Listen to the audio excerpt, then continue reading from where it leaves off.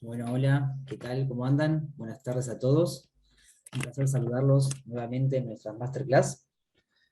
Hoy vamos a hablar del restablecimiento del blanqueo para la construcción, a cargo del disertador, el doctor Gabriel Ludueña.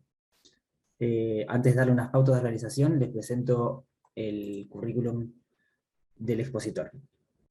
Es abogado de la UCA en el año 2001, diploma de honor en la carrera de abogacía de la UCA, premio de diploma de honor de la editorial El Derecho, diploma de esfuerzo por la investigación jurídica del Colegio de Abogados de la Ciudad de Buenos Aires, egresado de la carrera de especialización en Derecho Tributario de la Facultad de Derecho de la UBA, experto en Fiscalidad Internacional de la Universidad de Santiago de Compostela, España, doctorando en Derecho Fiscal de la Universidad de Buenos Aires, de Facultad de Derecho, docente de la especialidad tributaria en la Facultad de Derecho y Ciencias Sociales de la UBA, en materias de grado y posgrado y en otras universidades nacionales y privadas, docente invitado en varios cursos o seminarios de posgrado dictados en la Universidad Austral, en la Universidad de Belgrano, en la Universidad Nacional del Sur, Universidad de El Salvador, en la Universidad Nacional de Tucumán y en la Universidad Nacional de Lomas de Zamora.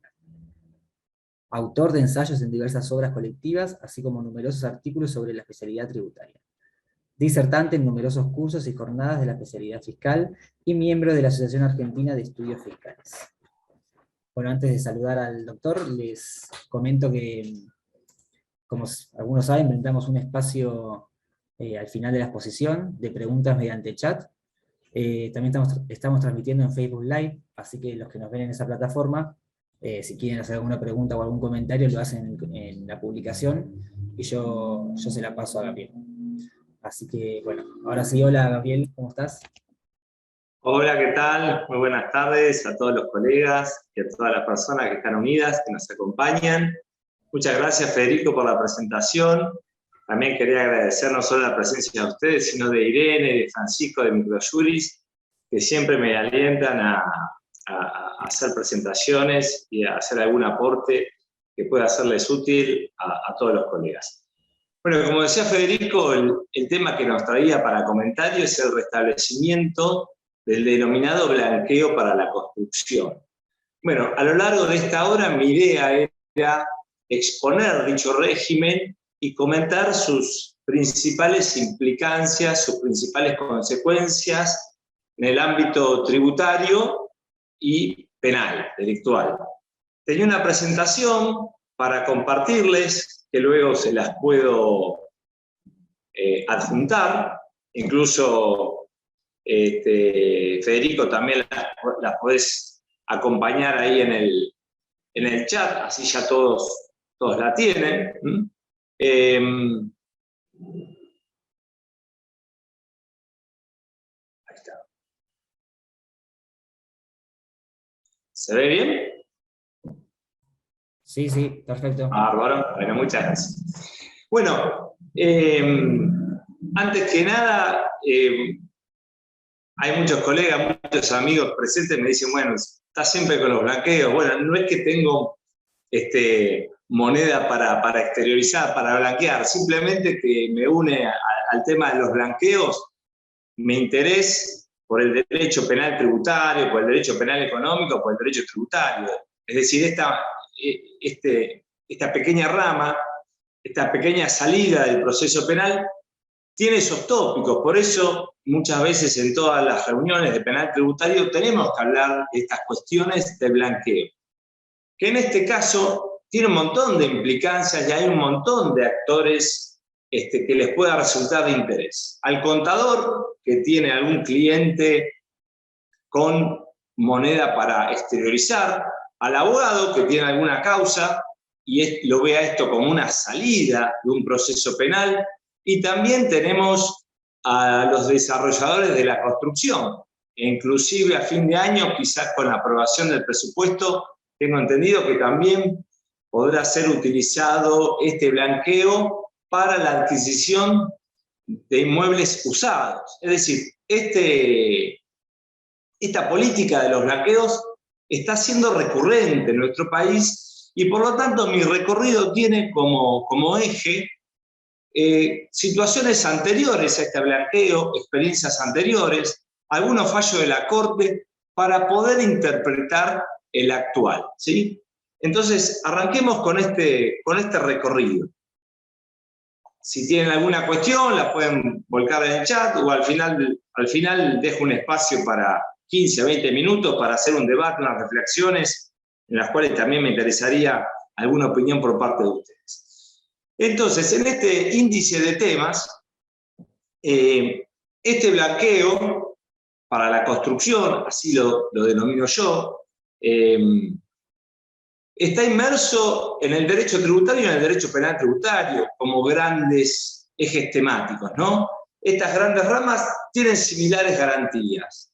Una pauta es el estricto principio de legalidad. Es decir, los tributos surgen de la ley, los tipos penales surgen de la ley, e incluso los blanqueos, las amnistías, tienen que ser establecidos por el Congreso, y establecidos en términos generales. Entonces, en estas tres materias, derecho tributario, derecho penal y amnistías, blanqueos, rige un principio de reserva de ley muy estricto. ¿Y qué quiero decir con esto? Todos lo sabemos, parece una obviedad. Bueno, si el derecho tributario crea un tributo y el derecho penal crea un delito, bueno, la liberalización, como habla el régimen, tiene que ser por una norma de igual jerarquía. Y esto es muy importante porque cualquier limitación que surja por una norma de inferior jerarquía a la legal puede ser tildada de inconstitucional. Ya veremos alguna cuestión, algunos fallos en este sentido. Entonces, este derecho penal tributario, derecho penal aduanero, como un sistema, ¿no? Este es un sistema que no es muy racional, vamos a decir, vamos a hacer una opinión. Nadie está muy de acuerdo con el régimen actual de infracciones, delitos, tanto en lo penal tributario como en lo penal aduanero. Forman un sistema, es decir, es muy difícil que yo entienda un régimen de blanqueo en una hora como lo puedo comentar, si yo no sé los impuestos y si tampoco sé los delitos, ¿no? Por lo tanto, hay que estudiarlo como un sistema. Y también entender como pauta interpretativa que a la voluntad punitiva del Estado se contrapone la recaudatoria, es decir, se impone el corto plazo. ¿Qué quiero decir con esto? Después voy a pasar una filmina que, bueno, más adelante es la siguiente. Siempre se impone la recaudación por sobre el delito penal tributario o el delito penal aduanero. Es decir, ¿qué quiero decir con esto? El Estado crea un tributo respecto del cual establece un momento del pago y crea las consecuencias de su incumplimiento, que son las infracciones tributarias, los delitos tributarios, las infracciones aduaneras, los delitos aduaneros.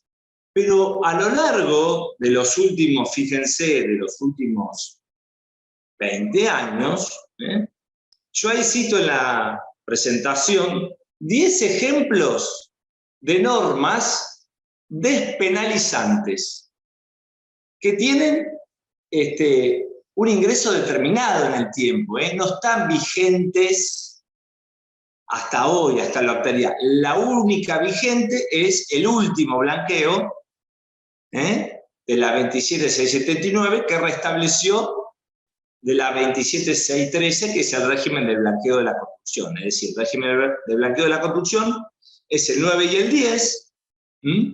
Esto es técnicamente un blanqueo.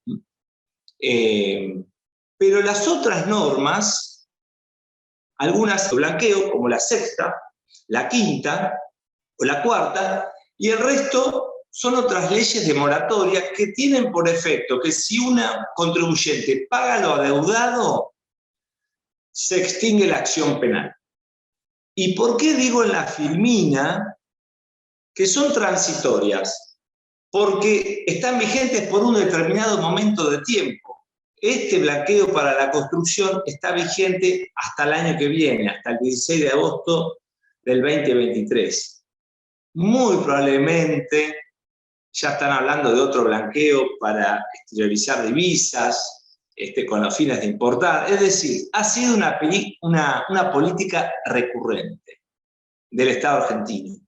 Sobre el final, voy a hacer algunas consideraciones de esta política, porque lejos de ser el último, tampoco es el primero, y bueno, recibe muchas críticas un régimen como este, porque en principio todos tenemos el deber de pagar los tributos, y es evidente que estas salidas recurrentes del proceso penal, del proceso sancionatorio, significan una injusticia y una infracción al deber de contribuir, que tiene que estar muy fundamentado en todas las situaciones. Generalmente situaciones de emergencia, que en la Argentina, bueno, son bastante también recurrentes. Las experiencias anteriores, voy a dedicar 10 minutitos, de blanqueos. A veces los blanqueos vienen con moratorias incluidas. Es decir, el régimen de blanqueo significa el reemplazo de un impuesto por los debidos, o evadidos, mejor dicho, y la amnistía respecto de las sanciones, infracciones o delitos. Y generalmente los regímenes legales, como el de la 26476, contempla también otro título respecto de la moratoria. Entonces, en la ley se contempla un ingreso de blanqueo para el que no declaró y un régimen de moratoria de pago en cuotas para los que, bueno, tienen una causa penal en trámite, adeudan y quieren pagar lo deudado, reconociendo y extinguiendo el proceso penal. ¿Qué problemas hay en estas cuestiones? Bueno, las moratorias que suspenden el proceso penal generalmente dejan atado el proceso a las resultas del pago de la última cuota. Puede pasar entonces que una causa penal tributaria esté suspendida a lo largo de 10 años y son 120 cuotas. Bueno, ¿qué cuestión presenta conflicto ahí? Bueno, imagínense un proceso penal suspendido por 10 años. A la resulta si el contribuyente paga o no. Supuestamente el juez, bueno, también me consta, el juez le pide informe a la AFIP si pagó la cuota mensual. Bueno, el proceso penal no se aconseja que sea utilizado al servicio de la recaudación, rigen otras garantías, el proceso penal debe ser utilizado como de última ratio. Por lo tanto, suena raro ya cuando la AFIP hace una suerte de acuerdo de pago en cuotas, seguir sometido al cumplimiento de ese pago. Imagínense que si después deviene una situación de imposibilidad patrimonial o económica de seguir pagando. Bueno, ¿no habría una presión por deudas en ese sentido? Algo que no está permitido por norma de superior jerarquía. ¿Qué pasa si un procesado, por ejemplo, puede ser un contador, un asesor, bueno, no quiera adherir a estos regímenes? Bueno, en principio estos regímenes suspenden el proceso para todos los implicados. Es decir, quizá un imputado tenga que esperar un máximo del plan de pago para que se defina su suerte procesal y eso puede afectar su derecho a ser juzgado en un plazo adecuado, plazo razonable. Pero ¿qué pasa también con las medidas cautelares en el proceso penal? Bueno, si hay una prisión preventiva o un embargo, bueno, parecería que el acuerdo de un plan de pago de esta magnitud tendría que liberar esas medidas cautelares. Sin embargo, en los regímenes no están contemplados esos detalles, ¿sí? Que es complicado hacer una norma en este sentido que contemple todas las vicisitudes. Por eso, estas cuestiones son muy asiduos los conflictos en este tipo de temas, ¿no?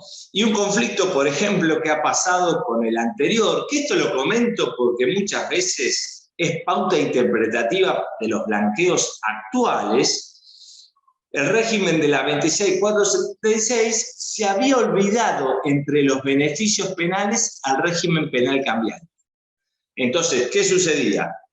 Un contribuyente que adhería se veía expuesto a sufrir una infracción cambiaria, estaba liberado de la penal tributaria, penal aduanera, pero no del régimen infraccional cambiario. Entonces la Procuración le dijo, bueno, debemos interpretar esta ley conforme son las amnistías que son generales, ¿no? Y en el dictamen 269-118, al cual se los recomiendo, suscrito por el doctor Gugelmino, receta un fallo de la Corte, Franchi Lucero, 287-306, que refiere a que las amnistías tienen que ser interpretadas de modo amplio. Pauta interpretativa que la traigo a colación en la siguiente presentación, porque es la pauta interpretativa que primó en el blanqueo de los edines de la 26.860, y este era un blanqueo que era sin impuesto especial. ¿Y qué significa esto? Que era un blanqueo gratuito, no contemplaba un impuesto de reemplazo. Y también se podía blanquear solamente moneda, pero permitía la venta del inmueble no declarado. ¿Por qué hago hincapié en esto? Porque este blanqueo de la construcción es simplemente o es solo por moneda nacional o extranjera, que esté en el país o en el exterior, pero no, en principio, no puedo blanquear la realización de un bien no declarado, la venta de un bien no declarado. Podía haberse admitido, no se hizo. Por eso lo traigo a colación como diferencia. ¿Y por qué traigo a colación el fallo Coparoni? Por la pauta interpretativa amplia que trae. ¿Qué sucedió?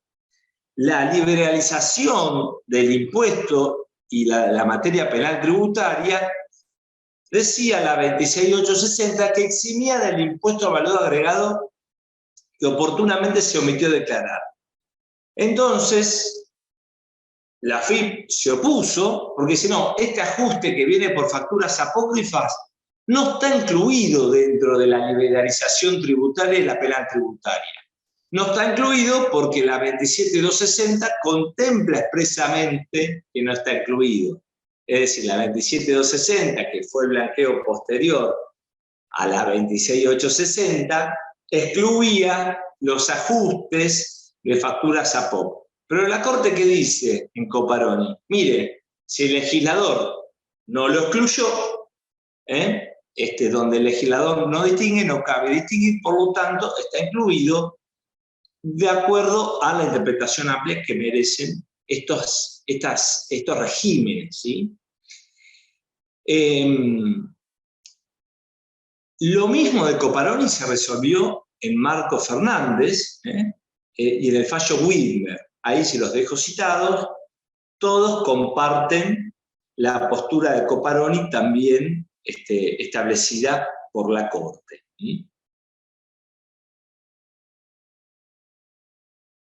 Me voy al blanqueo, que le llaman generalmente el blanqueo de la era de Macri, de la 27.260. Este es el último blanqueo que no hace al tema de hoy que quiero tocar. Simplemente quiero marcar algunas diferencias con el presente, ¿no? La ley 27.260 era una ley de blanqueo y moratoria. El régimen de blanqueo de la construcción de la ley 27.613 nació con el título 1 de beneficios tributarios, pero solamente se restableció el régimen de blanqueo, ¿sí? Entonces, la 27.260 era un blanqueo donde se podía sincerar todo tipo de bienes. Acá en el blanqueo de la construcción, solo moneda nacional o extranjera, ¿sí? ¿Y recuerdan otra diferencia? 27.260, no había obligación de ingresarlo al país. En el blanqueo de la construcción, que vamos a comentar, sí hay obligación de depositarlo en una cuenta bancaria especial, sujeta a una cuenta bancaria tutelada bajo el régimen de, sistema bancario argentino, ¿sí? O sea que hay que ingresarlo al país la moneda que esté en el exterior. También tenía un impuesto especial del 0 al 15%. Hoy las alícuotas del blanqueo de la corrupción, lo vamos a ver, van del 5 al 20%. Y otra pauta interpretativa, que esto creo que es algo positivo de ese régimen, aclaraba los alcances de la liberalización penal. O sea, el artículo 46, inciso 2, decía que la exteriorización produce los siguientes beneficios. La liberación de acciones penales equivale a la extinción de la acción penal prevista en el inciso 2 del artículo 59. El artículo 59 del Código Penal prevé la extinción de la acción penal. Hay varias causas. Una es la muerte del imputado, la prescripción, la reparación integral del perjuicio, que no sabemos si está vigente o no para el régimen penal tributario, la probation, que tampoco sabemos si está vigente o no para el régimen penal tributario, y la amnistía. Y la verdad que estas son amnistías económicas particulares, distintas a las amnistías de carácter político que tuvo nuestro país anteriormente, pero es una facultad del Congreso conceder estas amnistías, y expresamente el régimen anterior, 27260, que todavía está siendo discutido en algunas cuestiones en la jurisprudencia, señala que la liberalización es la amnistía. Podría haber dicho la amnistía, sin embargo no está en el texto de los otros regímenes, ¿sí? El único que habla de amnistía es el de la 27260, pero de esto no tenemos dudas, porque ya la Procuración se refirió en el primer blanqueo. O sea, no tenemos duda que hay amnistía, esto no se discute.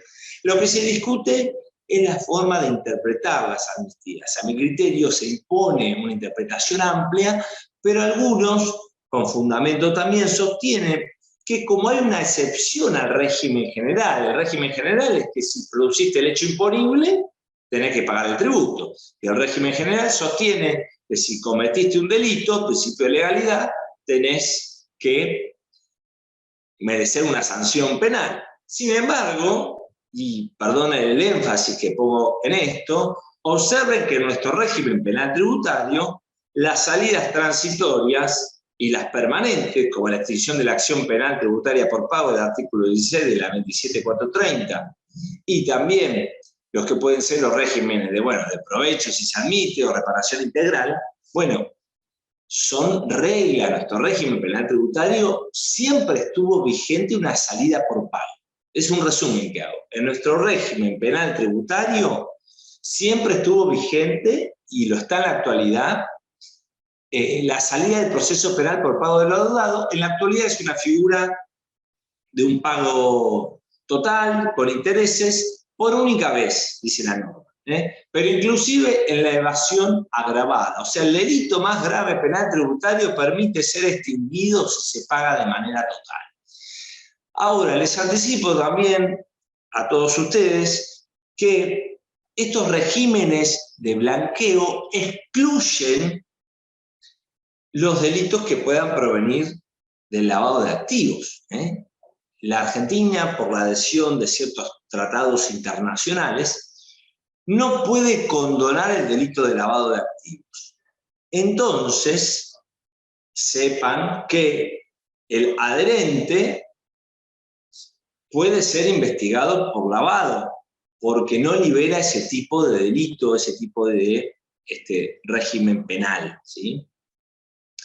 Pero ¿qué ha pasado en Vera Cunchiaro y por qué lo traigo a colación? Porque era una causa donde había una evasión fiscal, se adhiere al blanqueo de la 27260, pero la causa continúa por lavado de dinero. Eso lo dijo la Cámara de Casación Penal, Sala Cuarta, el 7 de octubre del 2020. A mi criterio, si tiene por causa la evasión, no podría seguir por lavado, porque la amnistía es para todos los delitos, ¿sí? Es decir, como el delito de lavado permite como delito antecedente de evasión, bueno, pero no, debería ser una causa distinta a la de lavado, ¿sí?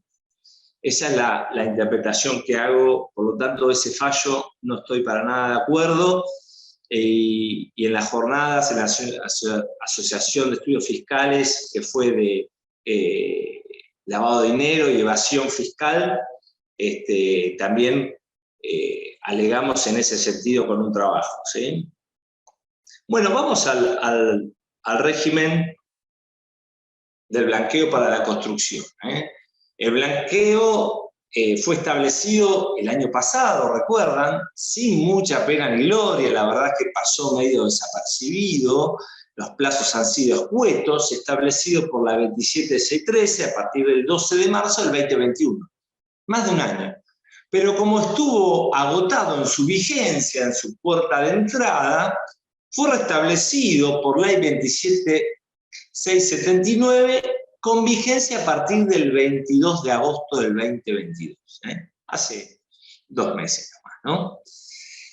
¿Qué características tiene? Bueno, es por moneda, moneda fiduciaria, nacional o extranjera. Si hablamos de la extranjera, generalmente, bueno, euros, dólares. Pero en principio, uno no podría exteriorizar la venta, el producto de un bien no declarado. Es solo por no haber declarado moneda, ¿sí? Pero obsérvese que a diferencia del blanqueo de la 27260, de la anterior, no es un blanqueo de libre disposición. Es decir, los contribuyentes, las personas que no tienen declarado este dinero, para ellos ese blanqueo es para el que no lo tiene declarado, repito, sepan que no es de libre disposición, que lo exteriorizado no van a poder blanquearlo y utilizarlo a lo que quieran. Lo deben afectar a la construcción, porque la ley primaria y la secundaria, digamos, en el régimen original y en este restablecido, se aclara con énfasis que tiene que haber un destino específico a obras privadas nuevas. Que tengan un grado de avance, bueno, que sean nuevas, proyectos nuevos, o un grado de avance menor al 50%, porque se quiere fomentar, esta es una finalidad, la construcción. Y también saben que se quiere fomentar el acceso a la vivienda. Y yo entiendo que ese es el precio que paga la sociedad del legislador para permitir la extinción de la deuda impositiva y el régimen penal por este impuesto de reemplazo. No es gratis, es barato en la primera etapa, 5%, muy barato, con los impuestos que se reemplazan es muy barato. Ahora, tiene que estar afectado a la construcción, ¿sí? Una exclusión muy importante, lo dije, lo reitero, es el dinero proveniente del lavado de activos. Es decir, sepan que cuando el pretenso adherente quiera adherirse, y ya vamos a ver que tiene que abrir una cuenta especial en el banco, cuando deposite esa moneda nacional o extranjera, bueno, quedará a criterio del banco emitir un ROS o no. ¿Y por qué lo puede emitir al ROS? Porque el régimen expresamente no permite que se exterioricen dinero proveniente del lavado de activos, ¿sí? Generalmente son actividades ilícitas, ¿sí? La corrupción, tráfico de drogas, trata de personas. Ahora, este blanqueo no es gratis. Hay un impuesto especial. Se le dice impuesto especial de reemplazo. ¿De reemplazo de qué? De las obligaciones tributarias evadidas. ¿Sí? Es decir, el impuesto especial es un impuesto de reemplazo de las obligaciones tributarias evadidas. ¿Y cómo se calcula? Bueno, si es en pesos, es en pesos. Si es en moneda extranjera, al tipo de cambio comprador del Banco de la Nación, a la fecha de ingreso a la cuenta especial que debe crearse. Es decir, si una persona quiere empezar a tramitar el régimen de blanqueo, debe ir al banco, a una entidad financiera regida por el Banco Central, y abrir una cuenta especial para este tipo de divisas, este tipo de régimen, mejor dicho, ¿no? ¿Y cuánto es la alícuota de este impuesto de reemplazo? Bueno, el 5% desde el momento que esté vigente hasta 19 de noviembre, es decir, quedan pocos días para el 5%, por lo tanto, esta charla ojalá que les sirva, que sea atinada, porque no queda mucho tiempo para el 5%, que es la alícuota más baja y obviamente más conveniente, más barata para entrar a un régimen como este. Luego del 20 de noviembre de este año, al 17 de febrero, ya aumenta el 10%, y después ya se torna algo costosa en el 20%, el 18 de febrero, hasta la finalización del régimen de 16 de agosto del 2023, que llega al 20%, ¿no? Bueno, otras cuestiones del régimen. ¿Hasta cuándo está disponible? Bueno, está disponible hasta el año que viene, hasta el 16 de agosto del 2023. ¿Desde cuándo? Y desde hace 2 meses casi, el 22 de agosto. Distingamos desde cuándo está la ventana a cuándo ingresé y cuándo tengo que exteriorizar la afectación. O sea, para la afectación tengo tiempo hasta el 2024, pero el régimen se me corta el 16 de agosto del 2023. Es decir, bien vale la pena el estudio y análisis de un régimen como este, porque está abierto por mucho tiempo. Generalmente no suelen estar abiertos tanto tiempo un régimen de blanqueo, ¿sí? Bueno, ¿y cómo son los pasos? Obviamente, cada cual debe repasar los pasos si quieren adherir, quizá chequearlos con un contador, porque hay que presentar una declaración jurada, y en esto los contadores tienen una expertise que los abogados no tenemos. Por lo tanto, le puse un asterisco de declaración jurada de acogimiento al régimen, el asterisco porque primero tienen que tener la cuenta abierta en el banco, una cuenta especial para este tema. Registrar la existencia y las tenencias de evaluación, eso se hace en la página de AFIP, con clave 3. Confeccionar la declaración jurada con formulario 1130, donde determina el impuesto especial y generar el volante de pago electrónico y pagar. Bueno, después se estableció el cronograma para presentar las declaraciones juradas, que están ahí citados. Puede haber ingresos parciales, es decir, no es que tengo que acreditar o depositar todo de una vez. Puedo ir haciendo ingresos parciales, obviamente que los periodos me van a marcar la alícuota, ¿sí? No es que tengo que hacer un solo ingreso a la cuenta especial, puedo ir a hacerlo paulatinamente. Otra cuestión, se los adelanto, aquí, o mejor dicho, en las alícuotas, algo negativo del régimen es que el impuesto de reemplazo no lo puedo pagar con los fondos exteriorizados. Tengo que tener otros fondos, sí en blanco, para pagar el impuesto. Entonces muchas veces se recurre a mutuo, o a un préstamo, o al dinero blanco que tenga el contribuyente, porque expresamente el impuesto especial no puede ser pagado con los montos dinerarios que se exterioricen. Voy a las liberalizaciones, este término que se utiliza también como beneficio por los montos declarados. En esto he sido bastante textual, porque no quiero hacer connotaciones, simplemente transmitir lo que dispone, estimo yo, el artículo más importante del régimen para los que estamos en temas tributarios y penales tributarios, que es el siguiente. El artículo 11 dice, los que efectúen la declaración voluntaria, dice voluntaria, no dice espontánea, dice voluntaria, de moneda extranjera y o moneda nacional, no están obligados a informar a la AFIP el origen de los fondos y la fecha de las tenencias. Está fuera el tema del lavado de dinero. Esto quiere decir que por lavado de dinero me podrían preguntar. es extraña la situación, ¿no? Porque la FIP me dice, bueno, estoy investigando el lavado de dinero, me tenés que preguntar, y yo te digo, y no estoy obligado a declarar. Bueno, ahí tenemos un contrapunto. Pero bueno, sostiene que gozarán de los siguientes beneficios por los montos declarados. Es decir, las liberalizaciones tributarias y penales son por los montos declarados. Es decir, los montos declarados no van a tener consecuencias tributarias ni penales. Entonces, ¿cuáles son estas consecuencias? Y estas liberalizaciones nos indican en el inciso A que no van a estar sujetos al incremento patrimonial no justificado.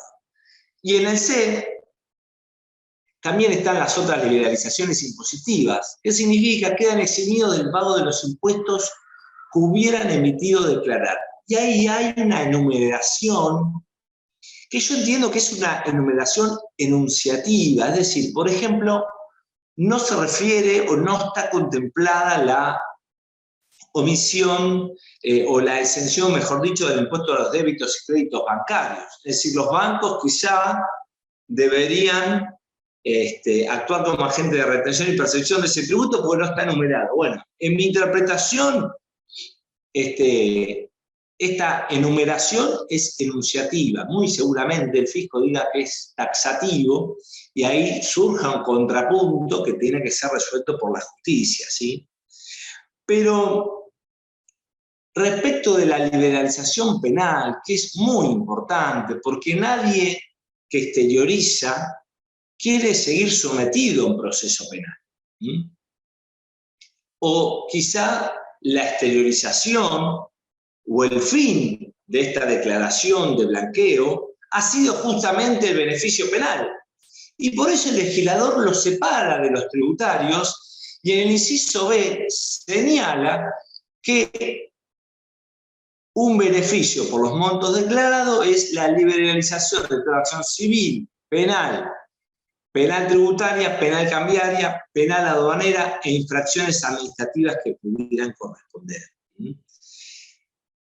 ¿Y cómo se entiende esta disposición? Con el artículo 10, que señala que están comprendidas dentro de estas liberalizaciones las obligaciones que estén en la justicia, las obligaciones que se encuentran en el curso de discusión administrativa, contencioso administrativa en el ámbito penal tributario, penal cambiario y aduanero. Por lo tanto, es obvio, es evidente que el régimen no requiere espontaneidad, es decir, que puede haber una causa penal tributaria, una causa fiscal, y el contribuyente pretender extinguir no solo el tributo, sino la consecuencia penal, porque es un beneficio por los montos declarados. ¿Dónde va a estar seguramente el conflicto? El conflicto va a estar seguramente en que la FIP o algún otro operador judicial, puede ser un fiscal o un juez, estimen que esos montos declarados no están vinculados con la causa en trámite. Y ahí quedará a las resultas del caso concreto poder, digamos, linkear, trazar que esos montos declarados son los que están siendo discutidos, ¿sí? Reitero, el régimen no pide espontaneidad y entiendo que estas cuestiones van a ser muy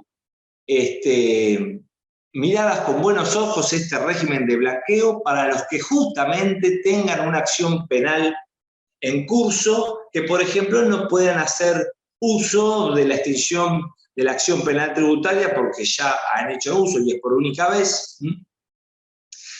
Entonces, ¿cómo se interpreta esto? ¿Qué está excluido de estos beneficios? Pregunto, ¿hay algún impuesto de delito excluido? Sí, expresamente está el lavado de dinero, ya lo dijimos, y también el tema de las retenciones y percepciones, es decir, no puedo extinguir los ilícitos ni las deudas o por haber actuado en base al régimen de retención o percibido en base a un régimen de percepción y no ingresado. Esas cuestiones están expresamente excluidas.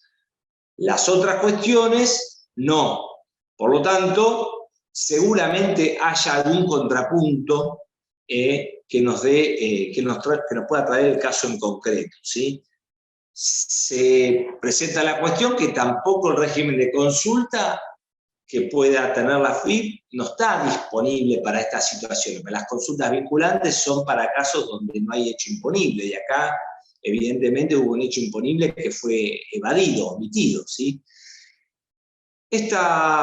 Filmina a continuación la traigo a colación porque es el régimen normativo vigente. Uno que va a tener un caso de estos tiene que tener en cuenta este régimen normativo, las dos primeras leyes 27613 y 27679, los decretos reglamentarios 244 del 2021, de la primera ley 27613, el 556, y bueno, y demás normas, resolución de la Comisión Nacional de Valores, con la finalidad de regular la salida de dólares a la adquisición de un título para obtenerse de pesos a un tipo de cambio más beneficioso, las comunicaciones que regulan la cuenta bancaria, las resoluciones generales que establecen las declaraciones juradas, etc. Todo este complejo normativo tenemos que tener en cuenta, quizá surja otra norma, quizá una norma aclaratoria, inclusive en favor del contribuyente, puede estar siendo dictada porque el régimen va a estar vigente por mucho tiempo más, ¿sí? Con el tema de la residencia, bueno, ¿quiénes pueden adherir? Acá me olvidé de comentarlo. ¿Quiénes pueden ingresar al blanqueo? Pueden ingresar las personas humanas, las sucesiones indivisas, los sujetos empresa de tercera categoría, que sean residentes, a la fecha del 22 de agosto. Hay exclusiones subjetivas, ciertos condenados, los funcionarios públicos, es muy amplia la exclusión para los funcionarios públicos, y el concepto de residencia tiene que estar al 22 de agosto, es decir, quizá yo tenga un caso de un residente actual que, como adquirió la residencia, o no puede acreditar una residencia anterior, es un concepto dificultoso el tema de la residencia, bueno, ¿qué pasaría si el fisco me imputa que no era residente antes del 22 de agosto del 2022? Bueno, la exclusión es por decreto, esta aclaración. Por lo tanto, quizá también pueda haber un contrapunto entre el contribuyente y la AFIP en ese sentido. Voy terminando. ¿Qué puede pasar si la AFIP entiende que yo no he pagado de manera total el impuesto especial? Yo puse falta de pago, porque la norma expresamente contempla que la falta de pago obsta a los beneficios. Ahora, ¿qué pasa si hay una diferencia? Por tipo de cambio, por ejemplo, o porque le erré a la alícuota. Bueno, si hay una diferencia, entiendo que el fisco debería intimar a que se abone la diferencia por un mecanismo del artículo 14 de la 11C83. Pauta interpretativa, Peirano, fallo de la Corte que fue confirmado, es un fallo de la Cámara Nacional de Contencioso Administrativo Sala 3, 18 de febrero del 2020, que la AFIP pretendía que como no había pagado o había pagado en defecto el impuesto especial, debería quedar fuera del régimen. Estoy de acuerdo con ese fallo porque si no hay una consecuencia expresa, es decir, el que pagó en defecto, está excluido, como no se contempla esa sanción, sino que es la falta de pago total, así debe interpretarse. Bueno, si es una falta de pago parcial, debe permitirse al contribuyente pagarlo de manera total a partir de una intimación, con intereses y con sanciones también, ¿no?, que puedan surgir. Bueno, voy terminando para dejar un espacio de preguntas. El destino de los fondos. El destino de los fondos tiene que estar afectado al desarrollo de una inversión de proyectos inmobiliarios, ¿sí? Hay un registro creado por AFIP donde los ofertantes de ese proyecto deben inscribirse. Y una vez inscriptos, abiertos, debe afectarse a un proyecto determinado. Por eso son los términos REPI y COPI. No es un blanqueo de libre disponibilidad, es un blanqueo de libre disponibilidad.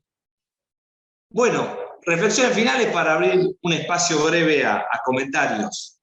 hay una invitación a adherir a fiscos locales, lamentablemente no se eximió de los tributos locales, es decir, sepamos que el que declara fondos no declarados puede estar sujeto, por ejemplo, a un tributo local como ingresos brutos.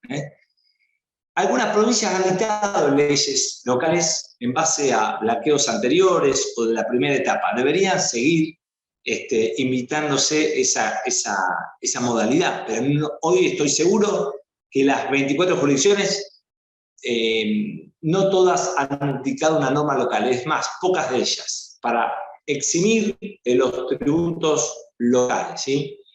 Bueno, respecto del régimen penal tributario en general, ya no estoy de acuerdo con la extinción de la acción penal por pago, ¿no? Si uno quiere tener un régimen penal tributario efectivo, este mecanismo de extinguir por pago en un punto debe dejar de estar vigente. Eso lo digo en la oportunidad que tengo.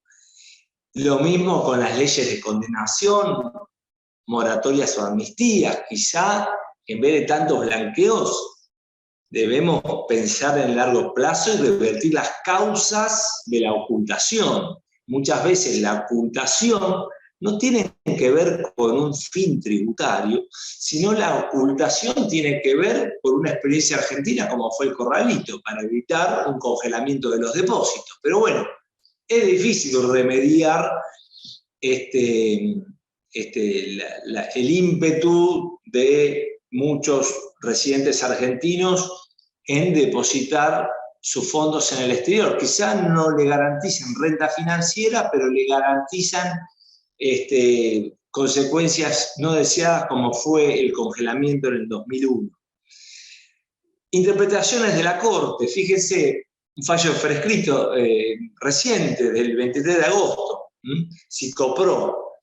Se discutía la liberalización del impuesto a las salidas no documentadas. La ley dice, bueno, están liberados de la 26.860 el impuesto a las ganancias. Bueno, el contribuyente quiere liberarse de salidas no documentadas, la FIP le dice que no. Sin embargo, se interpreta la ley de manera amplia. Fallo muy reciente. Otras cuestiones, si se exige la espontaneidad, bueno, es un error, digamos. La ley señala que es voluntario. Hay otro proyecto de blanqueo, no creo que sea sancionado o esté vigente como ley, para pagar al FMI. Ahí habla de espontaneidad. Entonces, si ahí en un proyecto se habla de espontaneidad, en este no se habla, bueno, la espontaneidad no es un requisito. ¿Qué delitos quedan despenalizados en los blanqueos? Y acá tenemos un problema con ciertos delitos que no traen aparejado una deuda tributaria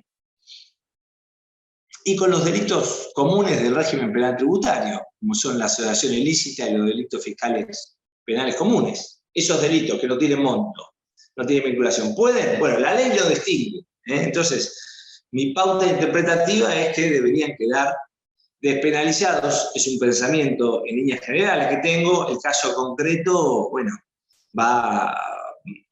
corresponde una opinión sobre el caso concreto para ser más pertinente. Bueno, si la causa luego del blanqueo, la causa de lavado no puede tener como precedente la evasión. Si la evasión se extingue, no puedo ser condenado de lavado por evasión, ya está extinguida. La amnistía me contagia la evasión del lavado de dinero. Sí puede haber lavado por otros delitos. Estimado, con esto he terminado. Faltan 8 minutos. Espero que en este plazo que nos quede comentemos algunas cuestiones o algunas reflexiones.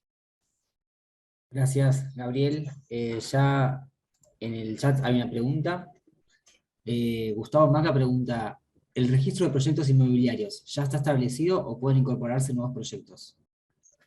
Pueden incorporarse nuevos proyectos, está abierto por el régimen anterior, pueden hacerse nuevos proyectos, por lo tanto, les aconsejo a los operadores inmobiliarios que tengan un proyecto nuevo, empezar a inscribirse, o un proyecto con un avance menor al 50%. Pero inclusive, Federico, en la ley de presupuesto proyecto para este año, está contemplada la ampliación a inmuebles usados. Entonces, esto tiene que ser de mucho interés para las inmobiliarias, ¿no? Es decir, tiene que ser un régimen también difundido por los operadores inmobiliarios, ¿no? Que tengan interés en colocar una inversión a bienes, a moneda que se exteriorice, ¿no?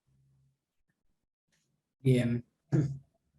Ahí les envío el link para pedir el certificado de asistencia y también el PowerPoint se completan ahí y se los enviamos. Veamos a ver si hay más preguntas. Yo mientras me voy fijando en Facebook. Bueno.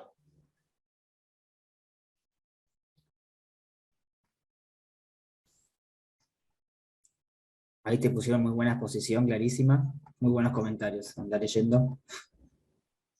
Bueno, son generalmente amigos, Federico, los que invito, así que por ahí no me critican bastante porque vienen de gente conocida que quiero mucho, ¿sí? No. Claro. ¿Cuáles son los requisitos para registrar un proyecto inmobiliario? Miren, los que tengo entendido son proyectos nuevos, nuevos que no tengan un avance superior al 50%. No tienen otros requisitos, ¿sí? Bueno, al menos no me he detenido en ese tipo de normas por mi profesión de abogado, digamos. Esto entiendo que en este régimen debemos convivir con profesionales, contadores, abogados y también con profesionales de la rama inmobiliaria, digamos, ¿no?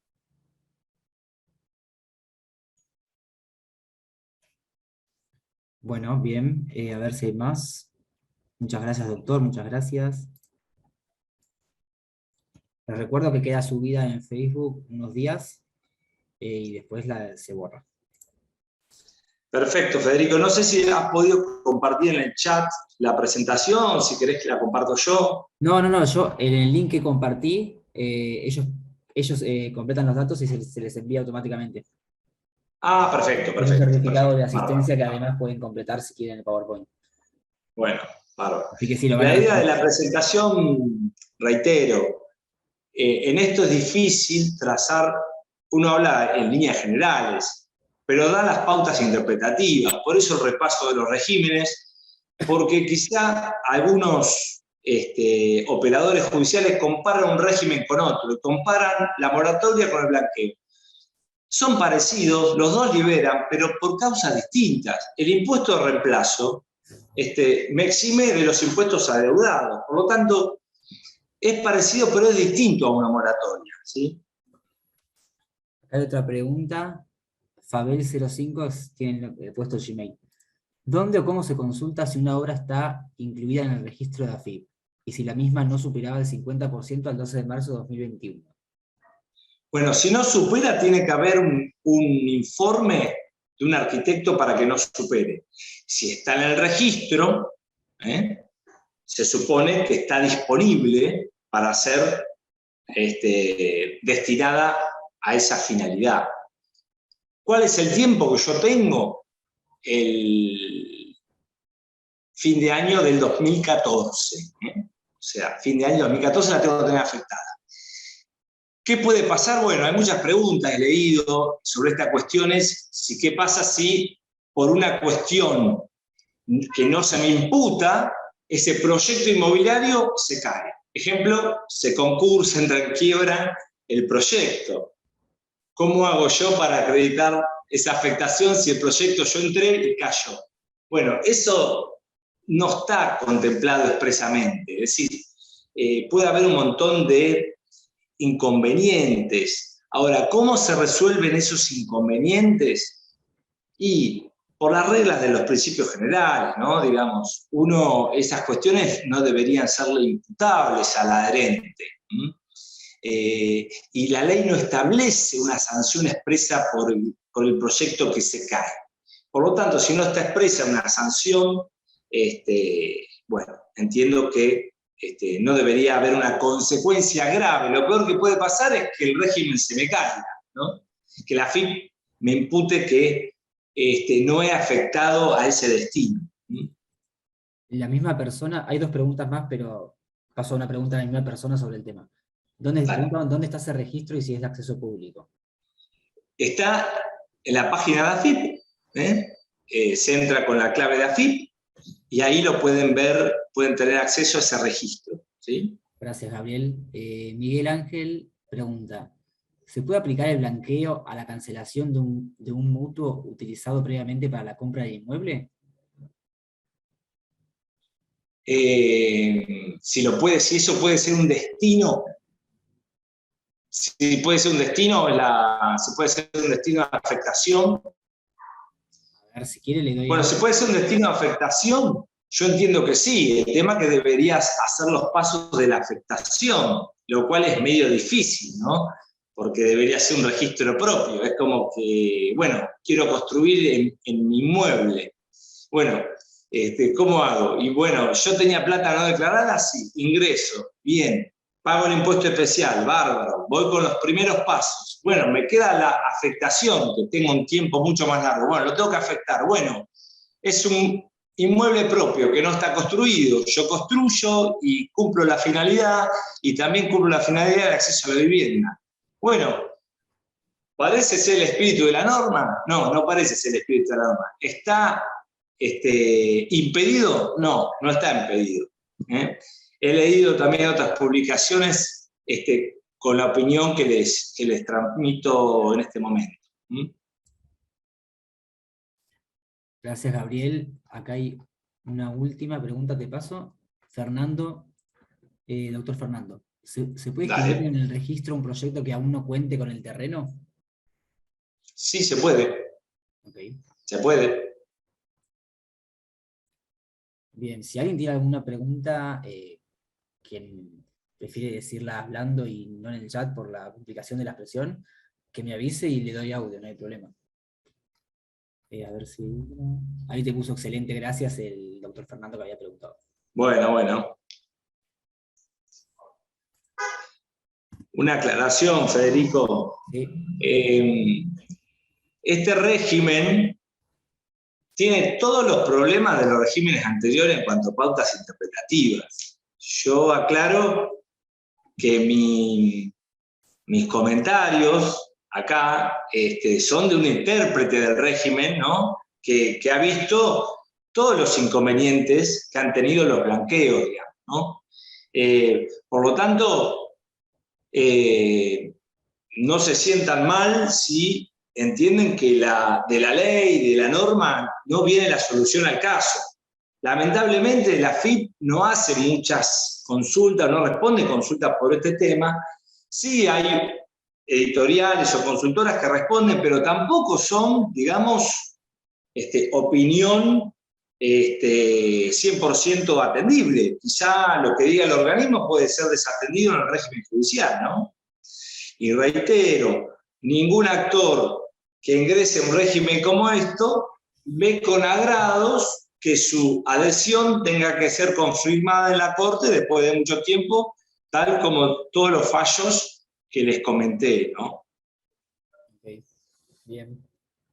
Aclarado, Gabriel. Bueno, si no hay más preguntas, dejamos acá. Bárbaro. Estamos en las 6 ya, ahí están agradeciendo, excelente exposición. Bueno. Además de decir que comparto con todos los asistentes, gracias por tu exposición, estuvo muy clara y muy didáctica, muchas gracias. Bueno, yo les agradezco a todos los que me han soportado una hora. La verdad que para mí es un gusto hablar de estos temas, es un gusto compartir esta jornada siempre con la gente de Microjuris, así que muchas gracias y bueno, hasta cualquier momento. Dale, gracias a todos por... A ver, preguntan. No, queda subido en Facebook el video unos días. Ahí aclaro eso y listo. Bueno, ahora sí, gracias a todos por participar. Saludos, chao Gabriel, hasta la próxima. Hasta luego, gracias.